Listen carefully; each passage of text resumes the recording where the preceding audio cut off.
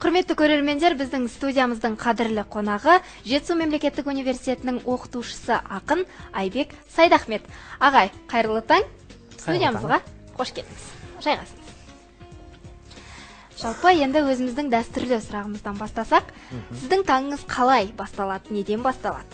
Менің таңым енді күнделікті оқытушы болғандықтан да сабаққа асығудан басталады деп айтуға болады. Шәкірттерге білім беруге, білім нәрін құюға асығамыз. Таңертең тұра салып, өзіміздің жұмыс орнымызға баруға асығамыз. Содан таңымыз содан басталады. Таңғы асыңызды ішіп, таңғы жаттығулар жасамайсыз ба? Таңғы жаттығуларды міндетті түрде ол біздің өзіміздің кестеме енген. Таңғы жаттығулар жасап тұрамыз әрдайым да. Таңғы асымызға енді көбірек мән береміз, өйткені таңғы ас тәңірден деген қазақта сөз бар. Сол таңғы асты тастамауға мейлінше тырысамыз. Жақсы. Енді қазіргі таңда Жетісу мемлекеттік университетінде студенттерге білім беріп жүрсіз. Жас маман болып келдіңіз. Жалпы қалай, ұнап жатыр ма?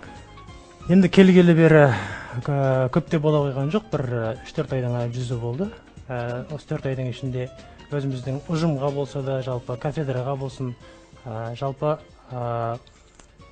студенттерге болса да, біраз үйренісіп қалғанымыз жасырын емес. Үйреніп қалдық, жақсы, ұжымымызы жақсы, ұжымшыл, ұйымшыл, барлық уақытта қолдарынан келгенше көмектесуге тырысады. Бізде студенттерде бізге үйреніп қалды.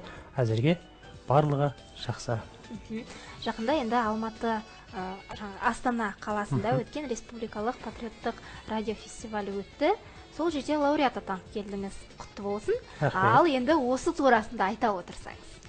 Осы турасында айта отырайық. Енді негізінен алған кезде бұл Астана қаласында өткен іс-шара, жалпы республикалық әскери әндер байқауы болды, патриоттық әндер, яғни ол жерде 200-ге тарта, яғни 198 ән қатысып, Қорғаныс министрлігі мен Қазақ радиосы екеуі бірігіп бірлескен жобасы ретінде қойылған іс-шара болатын бұл.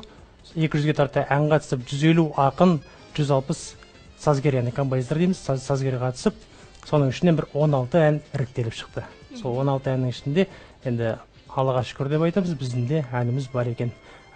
Сөзін мен жазғанмын, әнін Мақсат Жәутіков деген композитор ағамыз жазды. Қандай ән? Мәңгілік ел деп аталады. Мәңгілік ел кім орындайды? Оны Арлан деген 3 жігіттен құралған, жаңадан құрылған топ, Арлан тобы орындайды. Жақсы. Ал енді ол әнге өзіңіз қызығушылық танытып жаздырдыңыз ба, әлде сізге тапсырыспен жаздырды ма ол әндерді? Енді ол әндерді Мақсат аға екеуміздің үлкен бір Мақсат ағаның негізгі ұсынысы болды.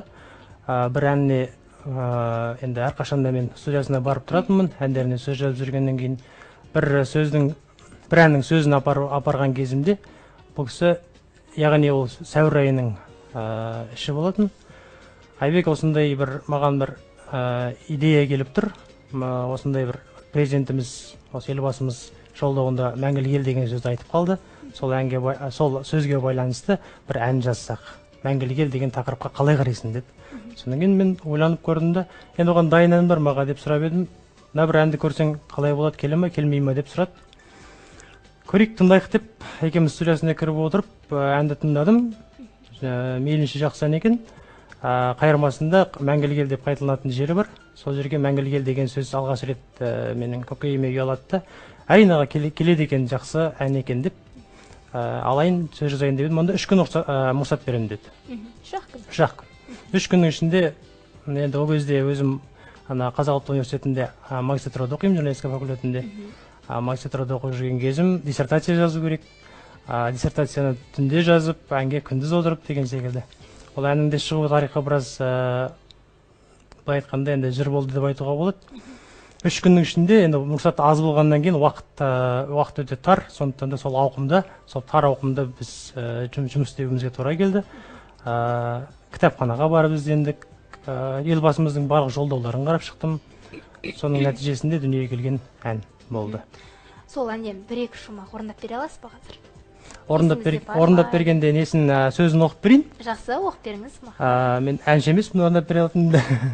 Оқып берсеңіз. Сондықтан ерлік пен сандара өткелден тағдырлы тарихты өткерген, қарсы алып азаттық ақтаңын бірлікпен сындарын еңсерген, қиындық тұстарын өткенге айту мен салауат, ұстанған сарабдал саясат, бір халық, бір ортақ шаңырақ, Қазақстаным. Қайырмасы. тегі текті алаштан, ынтымағы жарасқан, бүкіл әлем санасқан бүгін Қазақстан жайнаған, бағытынан таймаған бұл мәңгілік ел. Ой, бәрекелді аға. Қанша әніңіз жарық көрді осыған дейін? Осыған дейін бұл сұрағыңыз өте орынды болды. Кеше сіздер осы жерге қонаққа келесіз деп шақырғаннан кейін мен өзім осы уақытқа дейін қанша өлең жаздым екен, қанша ән жаздым екен, оған қанша клип түсірілді, бейнебаян дейміз ғой. Соны өзіме қызық болып іздеп қарап отырсам, тіпті тізімін де жасап әкелдім. Ой, бәрекелді. Осы уақытқа дейін 32 әнге сөз жазыппын. Өзім таң қалдым енді. Қазір енді эстрада жұлдыздарынан орындап жүрген әншілер бар ма? Сіздің әндеріңіз? Бар, бірінші алғашқы әншілердің тілімен айтқанда паспорт әні деп айтады ғой. Менің паспорт әнім мынау ең бірінші жазғаным Бауыржан Момышұлы айтады екен, 20 жасында ел жасамаған адам емес деп. 20 жасында сол сөзді оқып алдым да, қалайша енді бір ерлік жасау керек қой, адамдық тұрғысынан болсын, азаматтық тұрғысынан болсын деп. Содан қолға алып осы шаруаны, жалпы ол кезде өнерге өте бір қызығушылығым артып жүрген кез еді. Енді теледидардан әншілерді көреміз, сазгерлерді көреміз, шіркін-ай, мен де осы әншілерге бір сөз жазсам ақын болғаннан кейін деген секілді. Жақсы. Ал енді жалпы шабытты сіз қалай аласыз, қайдан аласыз? Шабытты енді көбінесе мен өзім өлеңге түнде отырғанды жөн көремін.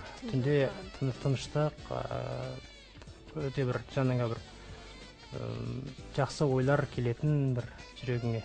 Сондай бір мезгіл түн баласы әрине барлық. Мен ойлаймын, ақындар, сазгерлердің көбісі түнде отырып жазады. Яғни түнде ойлануға үлкен мүмкіндік. Өйткені күнде жұмыста боламыз, біреуміз сабақта боламыз, тағы басқа секілді. Ал кей кездерде мысалы сабақ беріп жатқан кездерде мысалы шабытыңыз келіп қалып еріксіз өлеңдер туындап жатады.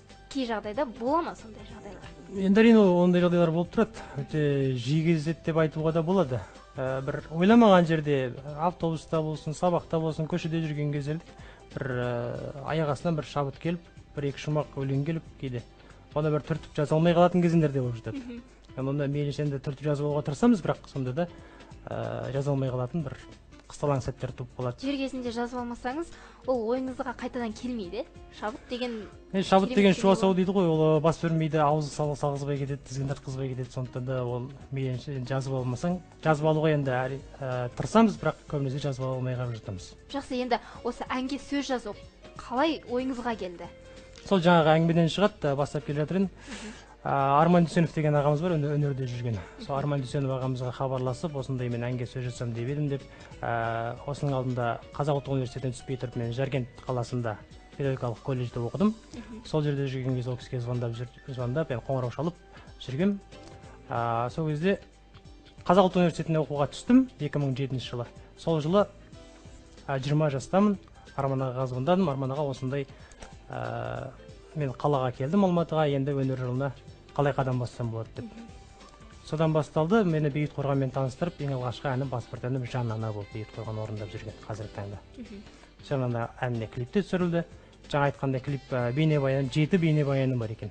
7 бейнебаян, 32 әнім. Кімдердің орындауында? Енді бұл 32 әннің ішінде халықтың сұранысына ие болған, халықтың сүйіспеншілігіне ие болған деп айтуға болады. 12 ән бар екен. Жақсы халықтың жүрген орын тауып жүрген, мысалға Бейбіт Қорған Жан анасынан бастағанда, одан кейін Ойлашы деген ән бар. Содан бір жылдан кейін жазылды. Одан кейін Бейбіт Қорғанның орындауында тағы да. Одан кейін Аяла деген Сиви Махмудидің жобасы болды. Олар Жүрек сыры деген ән оған бейнебаянда түсірді.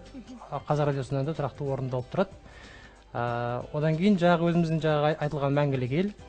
Одан кейін мынау Мақсат Жәутов екеуміз бірлесіп шығарған балалардың айтатын Айгөлек бағдарламасында сол әнмен қатысты Қазақстан мақтанышы менің деген ән жаздық. Құдайберген Бекіш ағамызға Сағыныш деген ән жаздым, ол да Қазақ радиосында тұрақты орындалып тұрады. Асыл тобына Жаңа жыл деген, Асыл тобының енді Жаралы жаным деген әні бар Асыл тобының. Олсыз тек алға және Жаралы жаныммен Асыл тобын еске түсіреміз, көзімізге елестете аламыз. Яғни тек алғаның сөзін мен жаздым.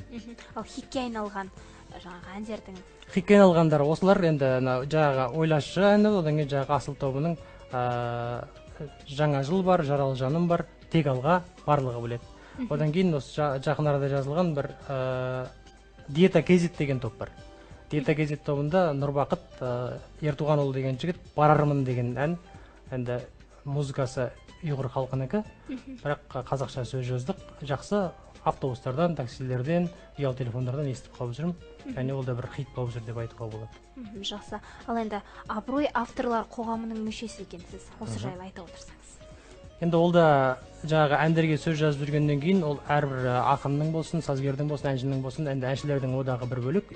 Мен алдында Қазақстан авторлар қоғамы Марал Сақпай ағамыз басқаратын кәсіпорында болдым.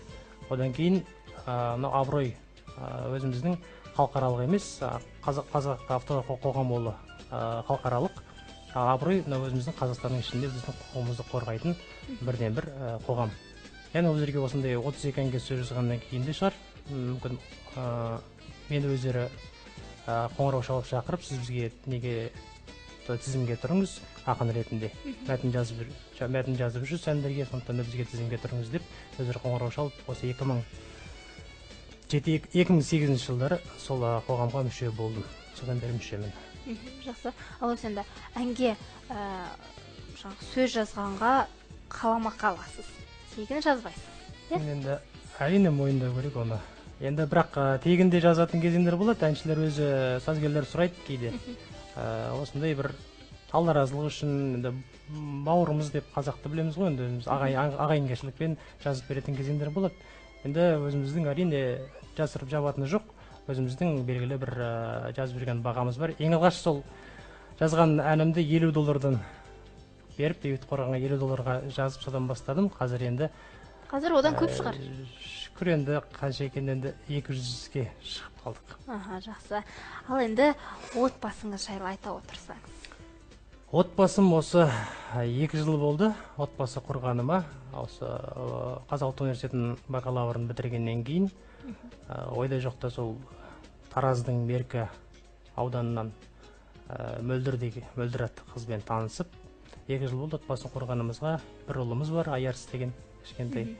Бұйыртса 1 жас 8 айға толды осы желтоқсан айында. Сол енді отбасым, әке-шешем бар ауылда. Өзімнің туып өскен жерім жалпы Алматы облысы Ұйғыр ауданы Шонжы ауылы.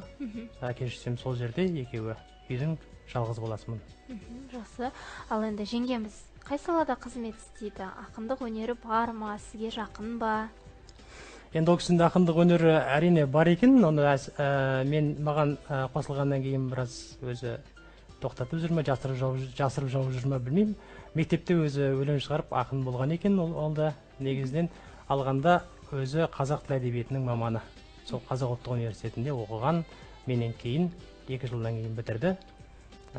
Қазір сол денсаулығына байланысты үйде, әрі балаға қарап отыр.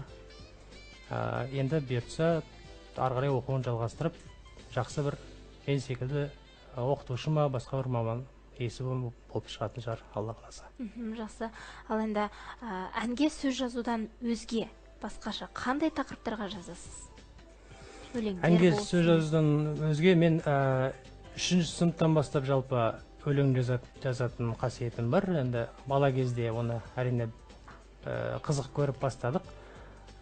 Жолбарысыма, күшігіме, сол көрші апаға, әкеме деген сөздерден бастадық.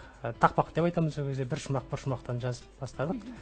Ол кезде бір біздің қазақ әдебиетінен беретін апайымыз бар болатын. Соған апарып көрші тұратын өз. Сол кісіге апарып тексертіп алып, қандай деп ол кісілер қуанып, ой, жаза бер, тағы жаза бер. Енді сол кісілерінде қолпаштауы болыр. Содан ары қарай өлең жазуға таза құлшынып түсіп кеттім сол жолға. Енді ата-анамды бір шетінен енді айтады ғой, өнер деген атаның қаны мен ананың сүтімен келетін нәрсе деп. Енді әке-шешемнің енді ондай қыры жоқ. Анам өзі 40 жыл мектепте мұғалім болған кісі. Жақында ғана зейнеткерлік демалысқа шықты. Анамның жетелеуімен, әкемнің бағыт сілтеуімен сол жолға түсіп, неке адам болып отырған жайымыз бар. Ғылымға бет бұрыпсыз. Алдағы жоспарларыңызбен бөлісе отырсаңыз? Алда енді бұйыртса Ілияс Жансүгіров атындағы Жетісу мемлекеттік университетіне мұғалім болып келгеннен кейін, енді алда талай ғылыми жобалар, бір осы журналистика саласында жүргеннен кейін, осы журналистика саласында көптеген кітаптар, мысалға студенттер өздеріңде білесіңдер, студентсіңдер енді кітап қоры жетіспейді бізде, осы журналистикаға байланысты оқулықтар жетіспейді. Соған бір оқулықтар жазсам деген үлкен бір жоспарым бар алдымда. Сол оқулықтар, содан кейін осы жалпы халықаралық байланыс жасасам деп осы Қытай Халық Республикасымен және жалпы Америкамен барып байланыста болса, олардың университеттерін көріп, ол жақта журналистерді қалай оқытады, солармен университет аралық байланыста болсақ дегенде сондай бір үлкен жобалар ойда бар. Енді Алла қаласа ол сабақ тиген сәтімен іске аса жатар. Жақсы, енді телеарна не болмаса газетте істейтін ойыңыз бар ма? Істегіңіз келе ме жалпы? Енді телеарнаға әрине шақырсаңыздар келіп жатырмын десең ба? Бұйыртса қызмет істеуге мен әрқашан дайынмын. Өйткені өзім журналист болғаннан кейін газетте істеу, телевидениеде істеу мен үшін үлкен бір, ол да бір мәртебе болар еді. Яғни осы уақытқа дейін жарық көрген мақалаларымда аз емес, әрине газет тарапында үлкен енді жетістікке жеттім деп айта алмаймын, бірақ мақалаларым тұрақты түрде осы мерзімді баспасөздерге басылып тұрады. Телевидение саласына келетін болсақ, өзім бакалаврда оқып жүрген кезімде мынау Сержан Бот ағамыздың Көкпар деген бағдарламасы бар. Ол кезде бізде оқып жүрген кезде сол бағдарламалар қатты бір сұранысқа ие болып шығып, сол жерге қонақ ретінде барып қатысып, осын көрсем, білсем деп артынан кейін қонақтарын шығып сөйлейтін сөздер болады.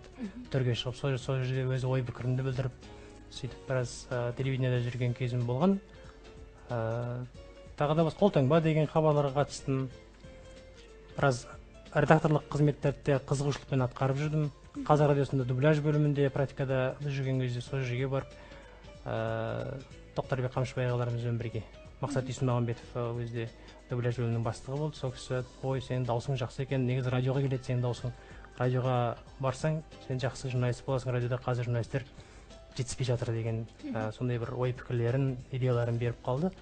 Радиоға да бару ойымда бар, бірақ өзімді ғылым саласына арнағаннан кейін осы енді шәкірттерге өзімнің бар осы 6 жылдың ішінде алған білімді шәкірттерге берсем, үйретсем деген енді арманмен осы жолға келіп отырмыз енді. Жақсы, енді дегенмен қазіргі студенттерге қаншалықты бағдар беріп жатырсыз? Мысалы, осы жетісудың жалпы Қазақстанның журналистикасы даму үшін сіз не істер едіңіз? Қандай бағдарламалар енгізер едіңіз? Енді 3-4 ай болды келгенімізге, көпте болған жоқ, бір бағдар беріп қалдық деп әлі де болса айта алмаймын. Бірақ осы екінші семестр дейміз, осы қаңтар айынан бастап берсе енді жақсы студенттермен, негізіне қазіргі студенттер тек қана теориялық жүзде білім алып отыр. Аудиторияда отырады, теориялық жүзде білім алады. Ол бізге журналистерге қажет пе деген сұрақты туындайды біздің көкейімізде. Яғни ол журналистер осындай жерде жұмыс істеп, студияда жұмыс істеп үйренбесе, олар барып газеттің редакциясында жүрмесе, телевидениенің студиясында жүрмесе, соның ыстық суығына тоңып киінбесе, ол қандай журналист болады? Сондықтан да осы практикамен байланыстыруды жөн көріп, өзім осы бұйыртса қаңтар айынан бастап балаларды, студенттерді, өзімнің студенттерімді осы жақтарға, осы телевидениеға, радиоға болсын тартып, практикаға апарып, тәжірибеден өткізсем деген ойларым бар. Ол жағынан енді журналистика қазіргі таңда ақсап тұр деп айтуға болады, бірақ ол жөнделетін нәрсе. Жақсы аға, енді бағдарламамызда қонақ кәде деген болады. Бізге бір-екі ауыз өлеңіңізден оқып берсеңіз. Ақын болғаннан кейін енді өлеңсіз болмайды. Әрине. Неқта бір жұлдыз жүрек деген өлеңім бар. Өзім осы 2 жыл бұрын ба шығарған, кейінгі ғылым жолына түскелі бері өлеңде тоқтап қалды. Одан кейін әнге сөз жазып кеткеннен кейін адам поэзиядан біраз тоқырайды екен. Енді сондықтан да жұлдыз жүрек деген өлеңімді оқып берейін. Ескі де болса жаңа, жаңа да болса ескі деп қояйық. Бір-екі жұмақ. Түн қап-қараңғы, пердесімен қымтаған бар ғаламды, мен келемін жоқ іздеп жолсызбенен, жұлдыздармен бажайлап айналамды. әшейінде толықсып тұратұғын бүгіндегі болып тұр айғараңға. Айғараңғы жұлдыздар нұр шашады, бір-бірімен жымыңдап ымдасады, бір-бірінің жымиып қызығына бір-бірінің мұңымен мұңдасады, сырласады, бас изей мақұлдасып, бір-біріне топтаса жақындасып, сырттай зер сап қарасаң тұрған дайын бір мәселе жөнінде ақылдасып, жұлдыз сәуле, планета жұлдыз бейне, өз орнынан жоғалар жұлдыз кейде.